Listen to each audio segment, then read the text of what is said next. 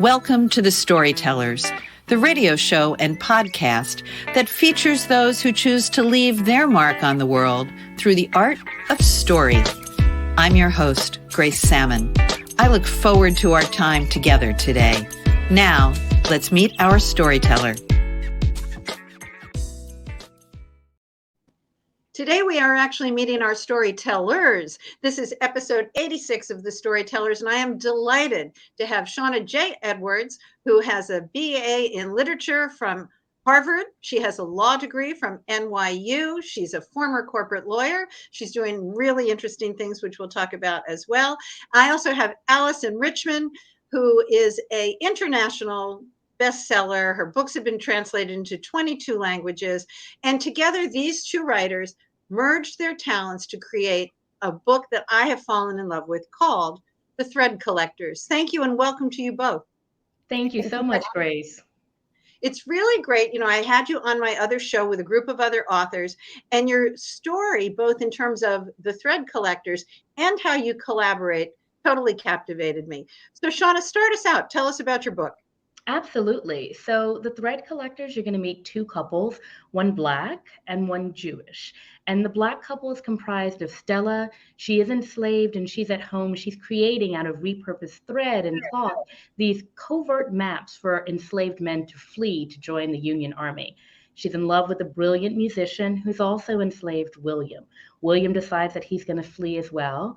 And on the battlefields of Louisiana, William meets another brilliant musician, Jacob Kling. Jacob is a German Jewish soldier.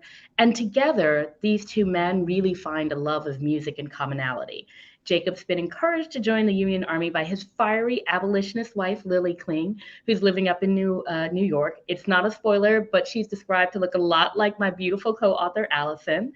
And you, over time, during the Civil War, you find out how these four people who are from very different circumstances, different faiths, different heritages, different races, how their lives have more in common than you would think.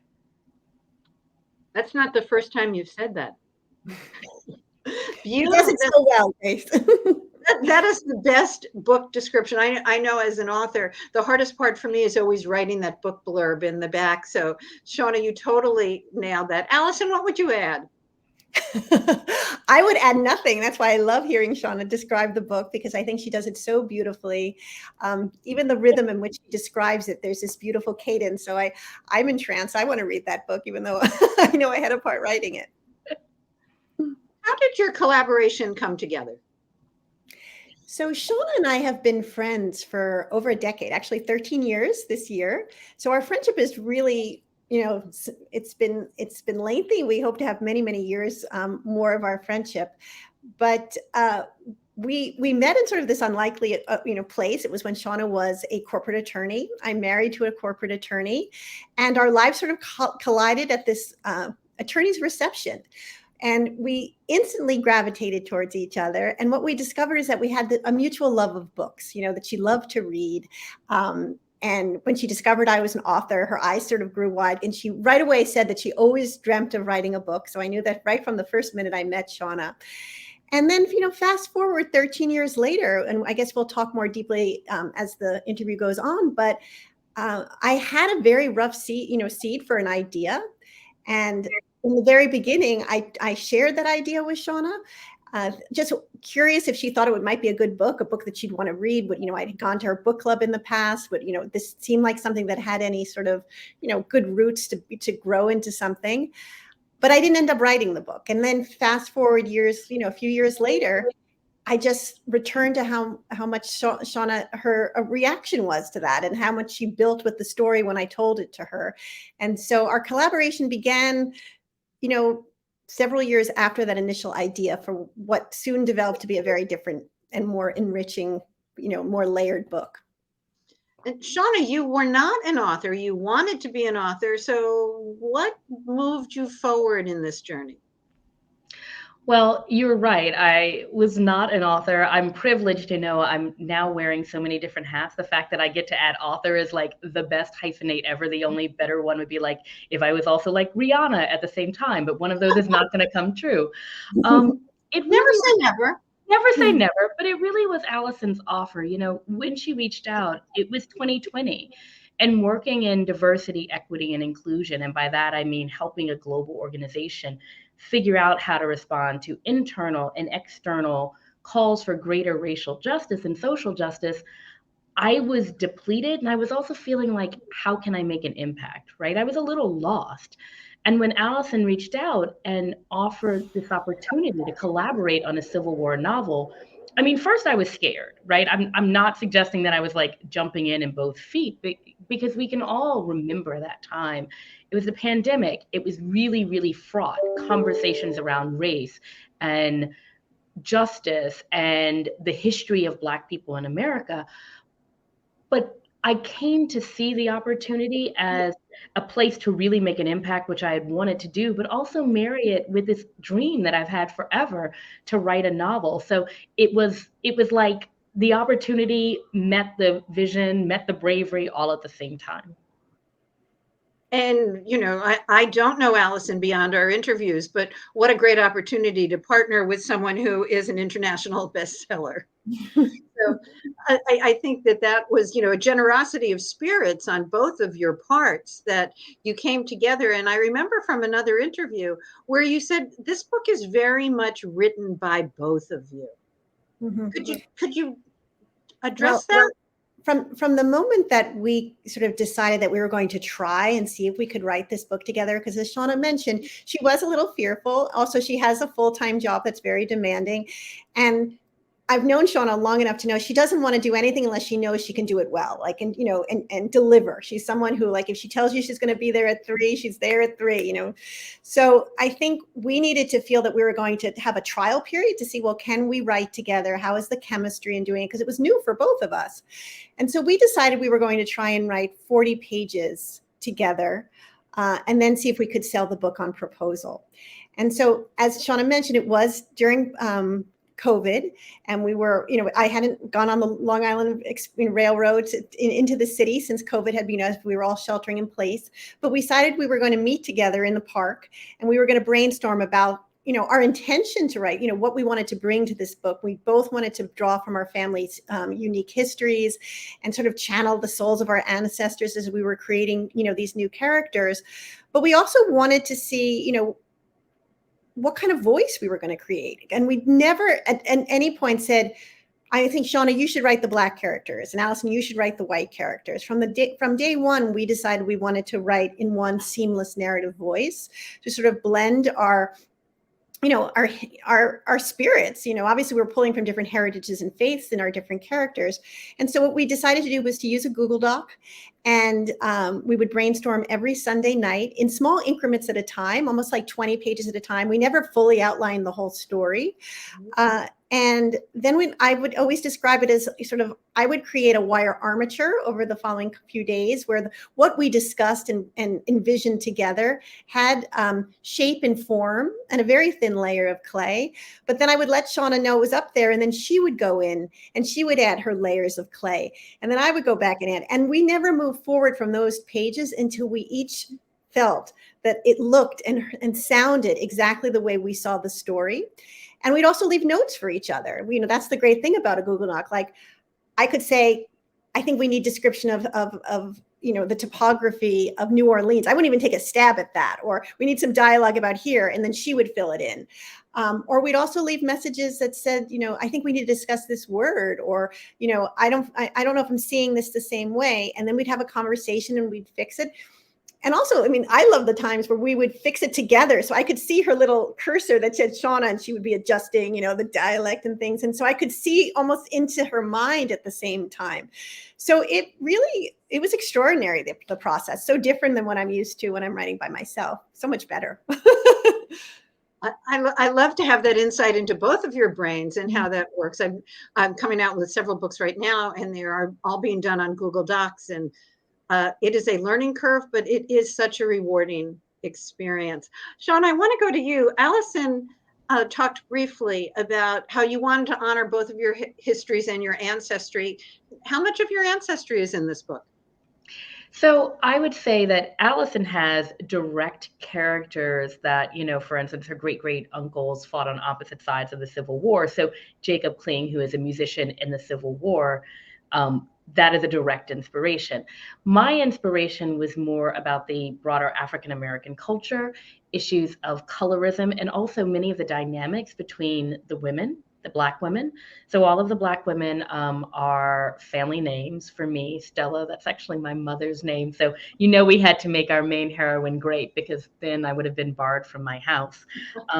But this idea of embroidery, just that initial idea, was sparked by the fact that while I'm not a quilt maker, I'm privileged enough that my grandmother, my great grandmother were quilt makers. And those are our heirlooms. My mother was born on a cotton farm in Austin, Louisiana, a sharecropping farm, candidly.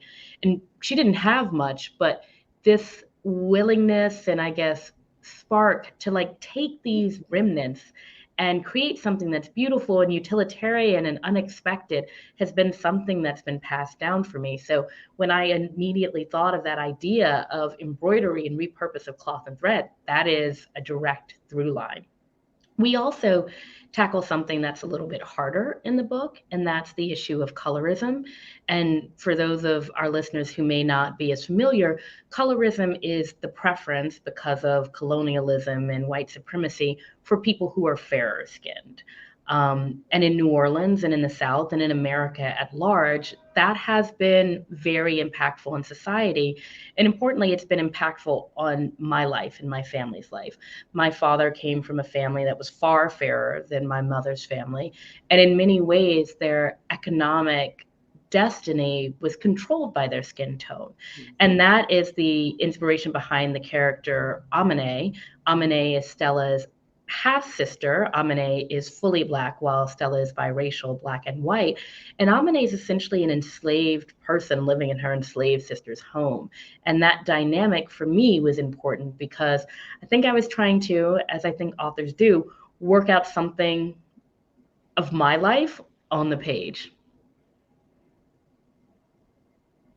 I want to get back to several things, but I don't want to have Alyson miss the opportunity to talk a little bit more about how your ancestry influenced this, and then kind of the marching towards each other that these characters do in the story.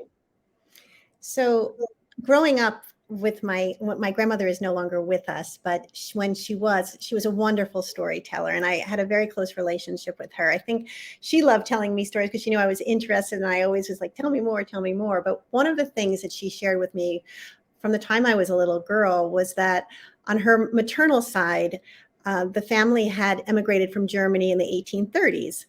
And according to her, I had two great uncles who fought on opposite sides of the Civil War.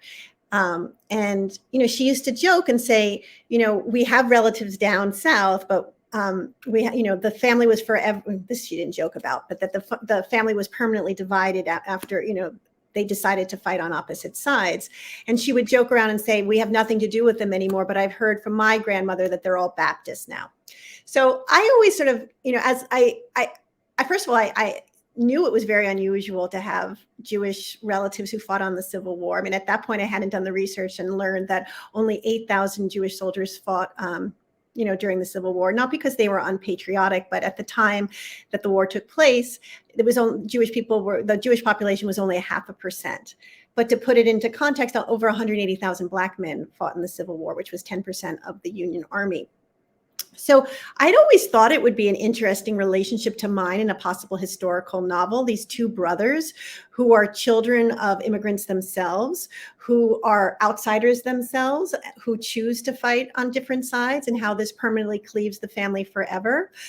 But it wasn't until I started discussing it more deeply with Shaunna and had this idea that was built upon after seeing a PBS documentary called Death in the Civil War, which highlighted the Black contribution in the Civil War, fighting for freedom, but also how unjustly treated they were, and how they were forced to dig ditches and latrines and bury the Civil War dead, which were the white soldiers. And also something in the documentary which really fascinated me was these maps that were supposedly created by fellow soldiers for their fallen brothers, in the hope that when the war ended, these maps could be given to their family members, and hopefully that they could use the maps to be able to, basically find out where the bodies were and bring them back up north to be buried properly.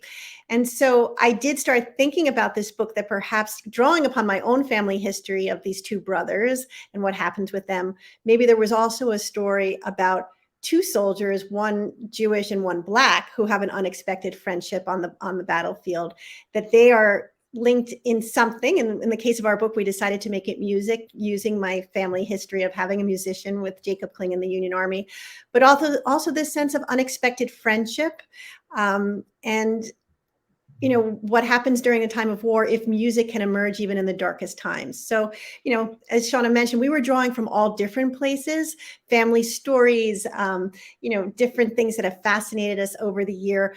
But together, we wanted to build something that did have a sense of bridging the divide in a time when the world was so fragile, so fractured.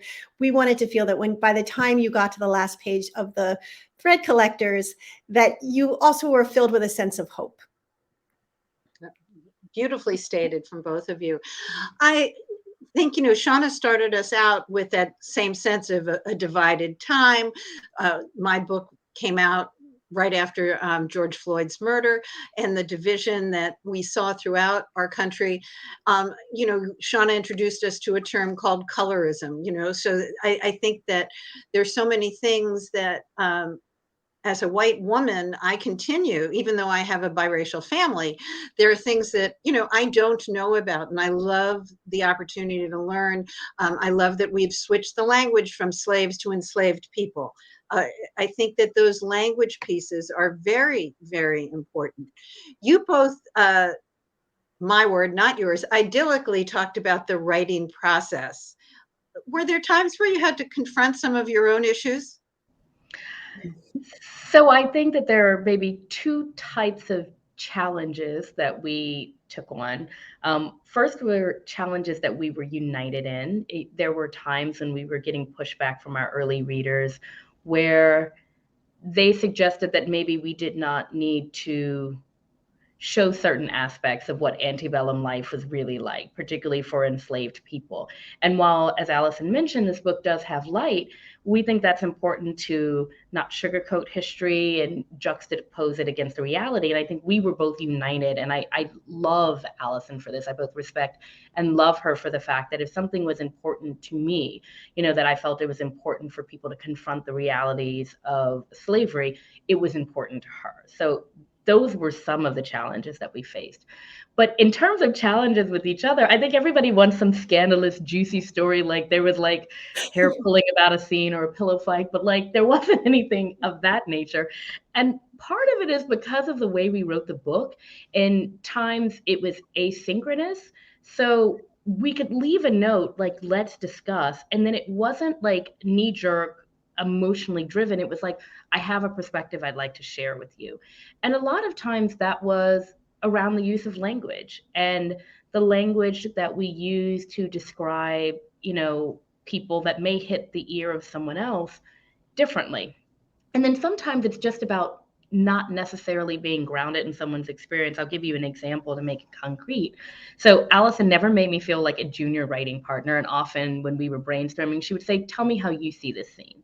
We have one scene where the two Jewish brothers who are on opposite sides of the question of slavery are speaking, and they happen to be speaking about it over Passover. And when Alyson invited me to tell her how I thought we should go into the scene, I was focused on maybe the Southern brother talking about the economics of the situation and, wanting to preserve his business. And she very gently but firmly said, I'm uncomfortable with that because I think it perpetuates a stereotype that Jewish people are willing to subvert their values for economic gain. And I might not have the words exactly right. Alyson's much better remembering every word, but I heard her. And I think that our commitment to hearing each other and honoring the other person's perspective, particularly when it came down to a perception about someone of their identity, someone of their race, faith, et cetera, was really important and informative and allowed us not to have those, hair pulling episodes, because we were really coming from a place of like wanting to learn and listen. Alyson, anything to add? So yes, definitely. I mean, there was a scene that takes place a little bit, towards the end of the book, where in my first pass, after we had discussed plot-wise what was happening, I knew that Lily, one of our characters, had to get some information that would take her to another place in this part of the city. And so I had her go into a church, and there she meets a young Black girl who overhears a conversation that Lily's having with the priest. And the little girl says, "I know where this person is." And she tells her, Lily, the information. So I wrote that scene, and I said, Lily was surprised, but so happy that the little girl was able to show her the way. So I tell Shaunna that the Google Doc is up, and, Shaunna reads. And when I open the computer screen the next day, there's a little note with Shaunna. And again, all of our notes, they were never hostile. They were just notes. And it just says, "Can we discuss?" Okay. So we have to discuss lots of things. So when I got on the phone with Shaunna said, well, when you were writing this, passage, why do you think that Lily was surprised that the little Black girl had the information? I said, because she's probably only 6, 7 years old. And Shaunna said, but you have to think about it, Alyson. At that time, a little Black girl would have been roaming around the streets, would have had all this information. I don't want to highlight that Lily's surprised. I want to highlight that she's impressed with her knowledge and her wisdom, and sort of, really highlight that. And I was like, you're absolutely right. And so we changed it.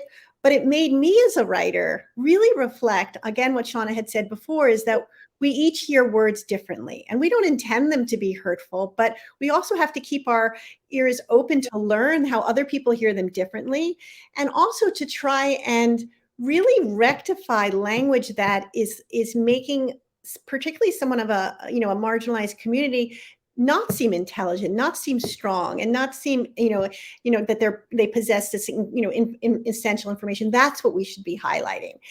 And it's such a good lesson to learn, because I think often when you're writing yourself, you're not thinking about words in that way. You're thinking about how you're describing a scene and moving the plot along, but you're not thinking about the impact of words on other people and how they hear them.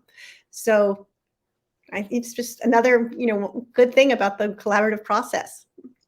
And I can't thank you enough. Our time, believe it or not, is over. Thank you both. I have learned from you again. Your book is beautiful. It's an important book. Historically, it's an important book for all of us to read. And I love both of your ways to say that we need to listen to each other, and the words matter. Thank you both for being a guest on the Storytellers. Thank you, Grace. This has been a copyrighted episode of The Storytellers by Grace Sammon and Authors on the Air Global Radio Network. Thank you both. That concludes this episode of The Storytellers. I'm so glad you could be part of the story today. I hope you share the stories, tell your own, and come back for another episode, because when our stories are told, everything changes. I'm Grace Sammon.